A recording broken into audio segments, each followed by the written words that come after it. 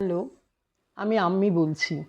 আমি তোমাদের এর আগের ভিডিওতে একটি তুলসী গাছের কাহিনী এই গল্পটা নিয়ে আলোচনা করেছি। তো এবার তাহলে তোমাদের কোয়েশ্চেন আনসারটা নিয়ে আমি আলোচনা করব। তো তোমরা খাতা পেন্সিল নিয়ে বসে পড়ো, আমি বলবো, তোমরা সেগুলো শুনে নাও ভালো করে, তারপর তোমরা নিজেদের মতো করে লিখবে। আচ্ছা, তার আগে একটা কথা বলে নিই। একটি তুলসী গাছের কাহিনীর যতগুলো কোয়েশ্চেন আনসার আছে একটা ভিডিওতে করলে অনেক বড় হয়ে যাবে, সেই জন্য আমি ওটা ভাগ করে দুটো ভিডিওতে বলবো। ঠিক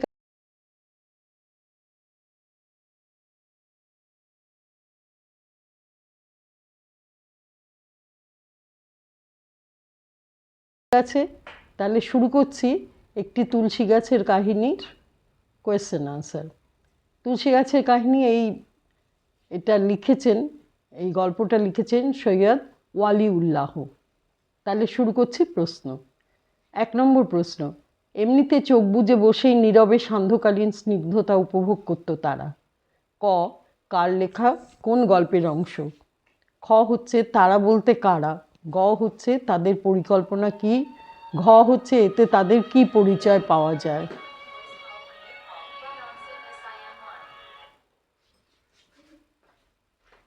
ক, কার লেখা কোন গল্পের অংশ? আলোচ্য অংশটি সৈয়দ ওয়ালিউল্লাহ রচিত একটি তুলসী গাছের কাহিনী গল্প থেকে নেয়া। খ হচ্ছে তারা বলতে কারা?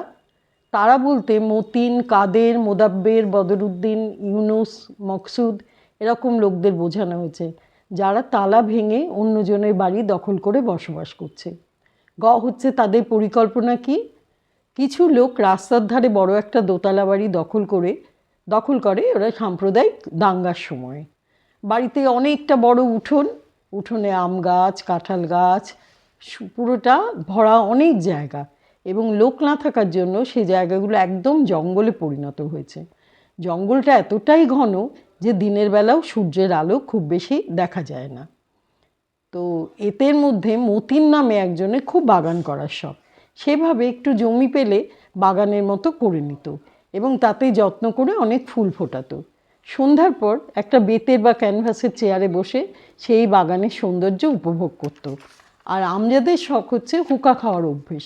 সেভাবে যে একটা ভালো গড়গড়া কিনে ওখানেই বসে হুঁকো খাওয়ার আনন্দ উপভোগ করত। আর কাদের ছিল গল্পপ্রেমিক, সেও ভেবেছিল ওই বাগানের ধারে বসে হয় সে অনেক গল্প করত, নয়তো প্রকৃতির শোভা উপভোগ করত। ঘ হচ্ছে এতে তাদের কি পরিচয় পাওয়া যায়? এদের মানসিকতা কেমন তার প্রমাণ হলো কারো বাড়ি দখল করে বসবাস করা এবং সেই সঙ্গে ওই বাড়িতে তারা কে কীভাবে থাকবে তার পরিকল্পনা করা। একবারও তারা ভেবে দেখে না যে এটা তাদের নিজস্ব সম্পত্তি নয়। এর থেকেই বোঝা যায় যে তারা খুব একটা উন্নত মানসিকতার লোক নয়। আচ্ছা, এবার এসছি আমি 2 নম্বর প্রশ্ন। তাদের মধ্যে তখন বৈশাখে রাম কুড়োনো ক্ষিপ্র উন্মাদনা বলে ব্যাপারটা তাদের কাছে দিনে দুপুরে ডাকাতির মতো মনে হয় না। ক, কার লেখা কোন রচনার অন্তর্গত? খ, তাদের বলতে কাদের বোঝানো হয়েছে? গ হচ্ছে বৈশাখে রাম কুড়োনো ক্ষিপ্র উন্মাদনা বলতে কি বোঝানো হয়েছে? ঘ, কেন দিন দুপুরে ডাকাতির মতো মনে হয় না? ক হচ্ছে কার লেখা কোন রচনার অন্তর্গত? আলোচ্য অংশটি সৈয়দ ওয়ালিউল্লাহের লেখা একটি তুলসী গাছের কাহিনী গল্পটির অন্তর্গত। খ হচ্ছে তাদের বলতে কাদের বোঝানো হয়েছে? তাদের বলতে দেশভাগের পর একদল মুসলমান সম্প্রদায়ের মানুষ যারা পূর্ব পাকিস্তানের, তারা একটি বাড়ি দখল করে আশ্রয় নিয়েছিল, তাদের কথাই বলা হয়েছে। আচ্ছা, গ হচ্ছে বৈশাখে রাম কুড়োনোর ক্ষিপ্র উন্মাদনা বলতে কি বোঝানো হয়েছে? দেশভাগের পরে দুই দেশের মধ্যেই উদ্বাস্তু স্রোত বয়ে যায়, প্রত্যেকেই আশ্রয়চ্যুত। তাই আশ্রয়ের খোঁজে এসে যখন একটা তালাবন্ধ দোতলা বাড়ি দেখতে পায়, তখন তারা তালা ভেঙে সে বাড়িতে প্রবেশ করে এবং এরকম বড় বড় বাড়ি দেখে তারা খুব খুশি। বাড়ির পেছনেও অনেক বড় জায়গা এবং তা অনাদরে জঙ্গলে পরিণত হয়েছে। দেশভাগের জন্য বাড়ির প্রকৃত মালিক বাড়ি ছেড়ে চলে যেতে বাধ্য হয়েছে। যারা এ বাড়ির তালা ভেঙে বাড়িটা দখল করেছে তারাও কিন্তু অন্য বাংলা থেকে, তারাও কিন্তু কোনো দিনে এরকম আলো হওয়ার পরিবেশে থাকেনি। তাই বাড়িটা পেয়ে তারা খুব আনন্দ প্রকাশ করেছে। কে কোন ঘরে থাকবে, বাগানের ভেতর কী কী গাছ থাকলে ভালো হতো, এসব নানা ভাবনা নিয়ে মত্ত। এই ঘটনাকে লেখকের মনে হয়েছে যে কালবৈশাখীর ঝড়ে যখন আম গাছ থেকে আম পড়ে যায় তখন যেমন আমের ওপর মালিকের কোনো অধিকার থাকে না, কিন্তু আম কুড়োনোর মধ্যে যে অপার আনন্দ আছে তাই অনুভূত হয়। এখানেও সেই আনন্দই বাড়ি দখলকারীরা অনুভব করছে। ঘ, কেন দিনে দুপুরে ডাকাতির মতো মনে হয় না? বাড়ি দখলটা লেখকের মতে দিনে দুপুরে ডাকাতির মতো নয়, বরং এর মধ্যে লুকিয়ে আছে এক আলোকময় জীবনের হাতছানি। যারা অস্বাস্থ্যকর পরিবেশে থেকেই অভ্যস্ত, তাদের চোখে এই আলো বাতাসযুক্ত বাড়িটা যেন নতুন দিগন্ত খুলে দেয়। বাড়ি জবরদখল করাটা যদিও অপরাধের মধ্যে পড়ে, কিন্তু বাড়ি দখলের পর তাদের মধ্যে যে নতুনভাবে বাঁচার হাতছানি আছে তা লেখকের কাছে দিনে দুপুরে ডাকাতি না বলে কালবৈশাখের ঝড়ে আম কুড়োনোর মতো মনে হয়েছে। 3 নম্বর, দেশময় একটি ঘোর পরিবর্তনের আলোড়ন ঘটে, কিন্তু কোথাও যে রীতিমতো মগের মুলুক পড়েছে তা নয়। ক হচ্ছে ঘোর পরিবর্তনের আলোড়ন বলতে কি বোঝো? খ হচ্ছে মগের মুলুক কথাটার অর্থ কী? গ হচ্ছে উদ্ধৃত মন্তব্যটি উচ্চারণের কারণ কী? ক, ঘোর পরিবর্তনের আলোড়ন বলতে কি বোঝো? একটা তুলসী গাছের কাহিনীর প্রেক্ষাপট ঠিক স্বাধীনতার পর। ইংরেজেরা ভারতবর্ষ ছেড়ে চলে যাওয়ার সময় ভারতবর্ষকে দ্বিধাবিভক্ত করে দেয় ধর্মের ও জাতির নামে। পূর্ব পাকিস্তান অথবা পূর্ব বাংলা ইসলামী দেশ হিসেবে ঘোষিত হওয়ায় সেখানকার অধিকাংশ হিন্দু পরিবার ঘরবাড়ি ফেলে রেখে উদ্বাস্তু হয়ে ভারতবর্ষে আসে। এক সম্প্রদায়ের মানুষ অন্য সম্প্রদায়ের মানুষের ওপর অত্যাচার চালাচ্ছিল। এই গল্পটিতে সেই সময়ের কথাই উঠে এসেছে। যে মানুষেরা ধর্ম ভিন্ন হওয়া সত্ত্বেও একসঙ্গে ভালোভাবে থেকেছে, তারাই দেশ বিভাগের ফলে একে অপরের শত্রু হিসেবে চিহ্নিত হয়েছে। খ, মগের মুলুক কথাটির অর্থ কী? আরাকানবাসীদের মগ বলা হতো, আর আরাকান রাজ্যে সারাক্ষণই অরাজকতা থাকতো, তাই বাগধারায় মগের মুলুক কথাটার অর্থ হলো অরাজক দেশ। গ হচ্ছে উদ্ধৃত মন্তব্যটি উচ্চারণের কারণ কী? উদ্ধৃত অংশে দেখা যাচ্ছে হিন্দু গৃহস্থের বাড়ির তালা ভেঙে সেই বাড়িটার দখল নিয়েছে একদল মুসলমান যুবক।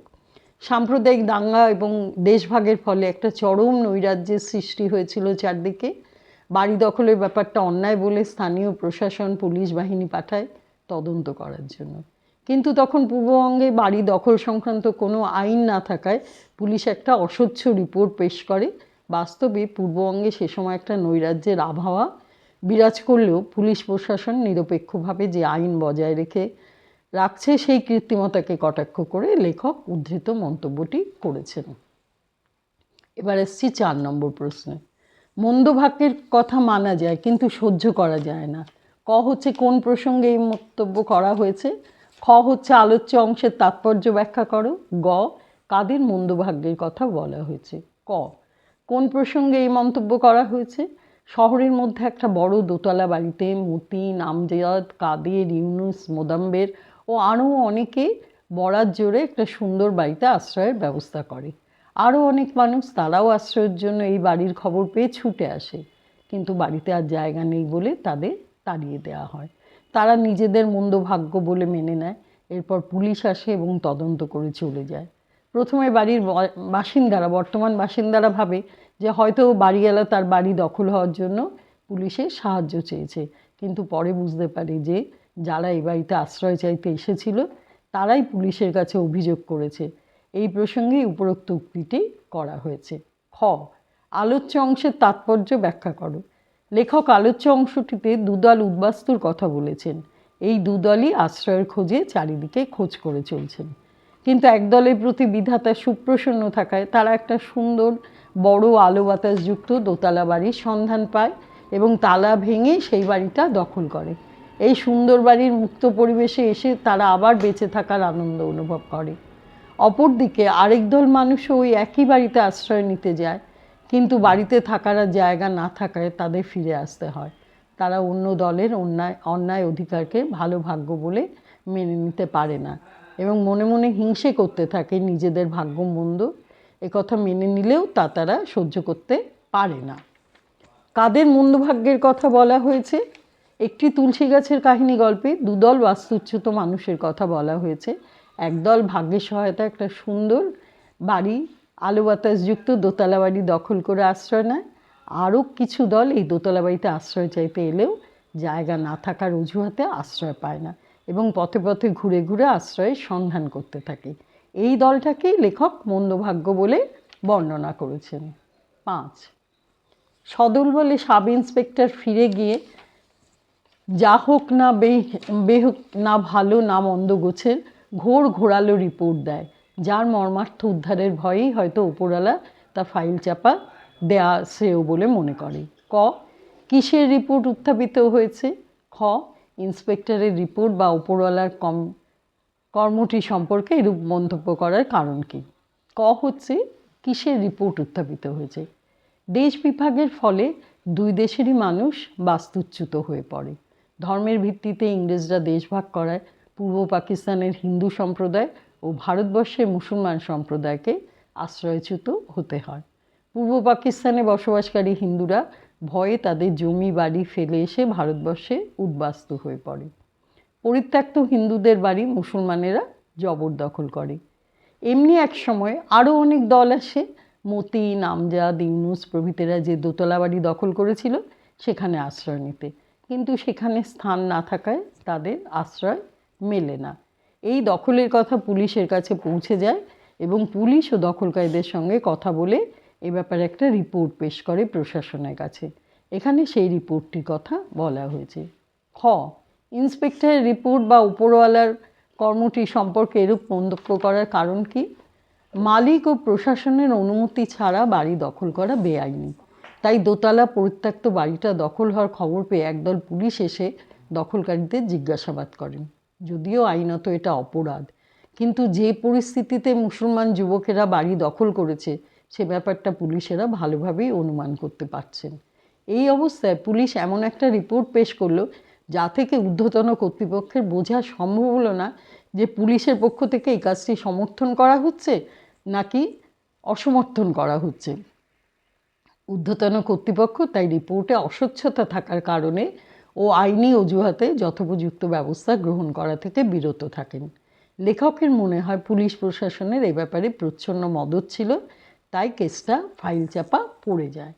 এরপরে আসছি আমি শেষ প্রশ্নটা বলছি, যেটা এই ভিডিও শেষ প্রশ্ন, পরে আবার আমি আরেকটা ভিডিও করছি এই ব্যাপারে। আচ্ছা, 6 নম্বর, এবারই তাদের মধ্যে একটা নতুন জীবন সঞ্চার করেছে যেন। ক, এবারই বলতে কোন বাড়ির কথা বলা হয়েছে? খ, তাদের বলতে কার লেখা কোন গল্পের কাদের বোঝানো হয়েছে? গ হচ্ছে এ বাড়িতে আসার আগে তারা কিরূপ জীবন কাটাতো, আর ঘ হচ্ছে এবারই কেন তাদের মধ্যে নতুন জীবন সঞ্চার করেছে। ক, এবারই বলতে কোন বাড়ির কথা বলা হয়েছে? লেখক সৈয়দ ওয়ালিউল্লাহ রচিত একটি তুলসী গাছের কাহিনী গল্পে যে পরিত্যক্ত দোতলা বিশাল বাড়িটা, যা কিছু ছিন্নমূল মুসলমান যুবক দেশভাগের পর জবরদখল করে বসবাস করছেন, সেই পরিত্যক্ত বাড়িটার কথাই বলা হয়েছে। খ, তাদের বলতে কার লেখা কোন গল্প কাদের বোঝানো হয়েছে? তাদের বলতে লেখক সৈয়দ ওয়ালিউল্লাহ তার রচিত একটি তুলসী গাছের কাহিনী গল্পে মতিন, কাদের, মোদাব্বের, বদরুদ্দিন, ইউনুস, মকসুদ প্রভৃতি মুসলমান যুবকদের কথা বলেছেন, যারা দেশভাগের পর উদ্বাস্তু হয়ে পূর্ব পাকিস্তানে আসেন এবং হন্যে হয়ে আশ্রয়ের খোঁজ করতে থাকেন। গ হচ্ছে এ বাড়িতে আসার আগে তারা কীরূপ জীবন কাটাতো।